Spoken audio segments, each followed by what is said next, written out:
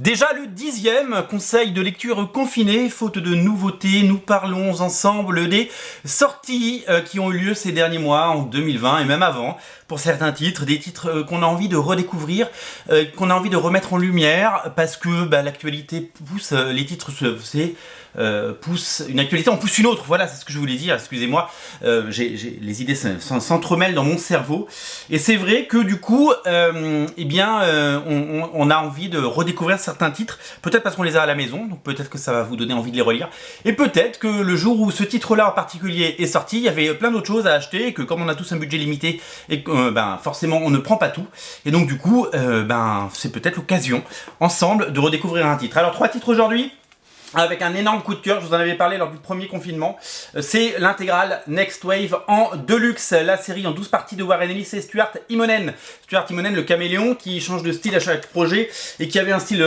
très cartoony dans cette série, une espèce de génie absolument génial. Une série improbable, une série sortie de nulle part, une série que Marvel n'a pas l'habitude de publier. Pourquoi ? Parce qu'on est un peu dans la parodie, parce que Marvel se moque, ils se sont déjà moqués d'eux-mêmes avec plein de comics humoristiques dans les années 70 et 80, mais là, c'est du sérieux. Excusez-moi, mais c'est de la parodie sérieuse, puisque Warren Ellis a créé une sorte de nouvelle shield qui s'appelle The Hate, la haine, la horde d'agents irréductibles contre les néo-extrémistes, et qu'ils ont décidé de prendre des personnages complètement has-been de l'univers Marvel, comme Boom Boom Bing Bang, vous savez, qui était une star des Nouveaux Mutants sur la fin et qui était une star de X-Force et qui aujourd'hui, je ne sais pas ce qu'elle fait de ces journées. Elle est dans Next Wave. Non, c'est un personnage dont le potentiel n'a jamais été exploité à sa hauteur, parce que c'est un personnage super et qui aujourd'hui, fait un peu partie du 3e rang des X-Men, malheureusement. Et donc du coup, il y a Photon aussi, par exemple, qui a été la Miss Marvel à une époque dans les Avengers. Et donc ils ont remis au goût du jour tous ces personnages, tous avec une personnalité complètement dingue, tous avec une attitude, tous avec des blagounes, vraiment un sale caractère, vraiment une envie, et puis ils sont tous vraiment hyper délirants, et ça fait une histoire absolument géniale qui se passe en marge de Civil War, parce que ça s'est passé, ça a été publié à la même époque que Civil War. Voilà, énormément d'idées, énormément d'humour, et c'est une des meilleures séries de Warren Ellis. Moi, Warren Ellis, c'est quelqu'un que j'aime beaucoup, avec notamment Planetary et Authority. C'est un peu dans la même veine qu'Authority, c'est complètement différent, mais c'est dans la même veine, et c'est un chef-d'œuvre. C'est en Deluxe, et c'est absolument fabuleux. Quel plaisir de l'avoir réédité chez Marvel en Deluxe, chez Panini, parce que vraiment, il faut l'avoir dans votre collection. Ça fait partie des très très grands comics que je vous invite à redécouvrir. Alors chez Urban, on est reparti sur un classique aussi. J'ai eu envie de remettre au goût du jour ce récit. Et pourquoi ? Parce que tout simplement je parcourais ce matin mes bibliothèques et que je me disais, tiens, j'aimerais parler d'un titre d'ici. Et puis du coup je me suis dit, tiens, on va regarder un petit peu qu'est-ce qu'on a. Et là je suis tombé sur un long Halloween, donc qui est disponible évidemment. Alors je crois que maintenant c'est dans le Black Label. Moi j'ai l'édition d'il y a quelques années.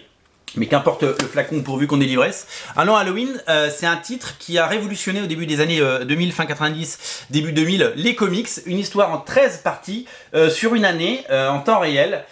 Sorte de suite non avouée à Batman année 1 par Jeff Lobb et Tim Sale. Alors déjà les auteurs, moi c'est 2 auteurs que j'adore absolument, j'adore. J'ai toujours défendu Jeff Lobb, qui est un auteur magnifique, qui s'est un peu éloigné des comics pour travailler avec Marvel Television et qui a fait plein d'autres choses. C'est quelqu'un qui a une vie incroyable, c'est quelqu'un qui a quand même fait des récits absolument géniaux, à la fois sur Batman avec un nom Halloween et puis Amère Victoire, et puis sur les personnages Marvel avec Daredevil Yellow, avec Hulk Grey, avec tous ces personnages qui sont hauts en couleur et qui bien entendu nous ont fait rêver.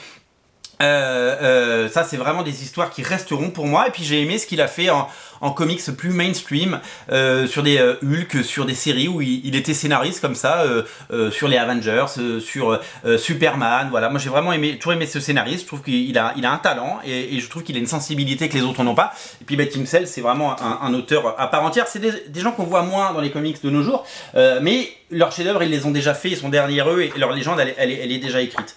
C'est une enquête sur 13 mois et c'est un retour aux sources de Batman, le plus grand détective du monde, et c'est une enquête. Donc voilà, et c'est absolument génial.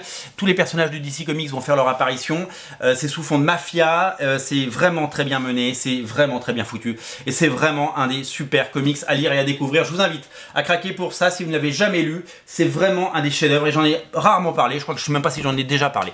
Je me souviens très bien où est-ce que j'ai lu un Long Halloween. On se souvient où on était le soir de la Coupe du Monde 98. On se souvient du 11 septembre et je me souviens quand est-ce que j'ai lu Batman un Long Halloween. J'ai habité un an aux États-Unis entre 2000 et 2001 et au bout de 3-4 semaines, j'ai enfin pu pousser les portes d'un comic shop. Pourquoi j'y étais pas allé avant? Parce que vous savez, aux États-Unis, il faut une voiture, alors j'avais pas de moyen de locomotion, donc j'ai dû attendre que quelqu'un m'emmène.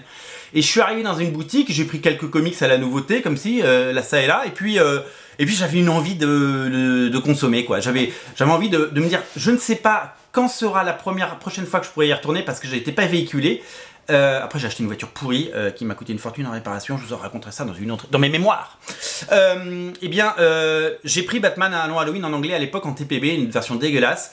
Qu'est-ce que je l'ai lu, je l'ai dévoré en une soirée, quoi. J'ai adoré ce truc là, j'ai vraiment adoré ce truc là. Donc voilà, donc un très bon bouquin à découvrir ou à redécouvrir. Le troisième titre, c'est un titre paru chez Glénat Comics et on est ravis, c'est toujours disponible. C'est l'intégrale Crimson, les 24 numéros de Crimson de Brian Augustine et Humberto Ramos. À la grande époque de Wildstorm, Jim Lee a créé le label Cliffhanger pour accueillir tous les talents qu'il avait piqués à Marvel, c'est-à-dire J. Scott Campbell. Bon, J. Scott Campbell, c'était une pousse interne, mais il avait piqué Joey Madureira et il avait aussi un peu débauché parce que c'est un peu lui qui l'a trouvé, Humberto Ramos. Donc c'était pas forcément les talents de chez Marvel, mais c'est après qu'il les a pris, les talents de chez Marvel. Hein.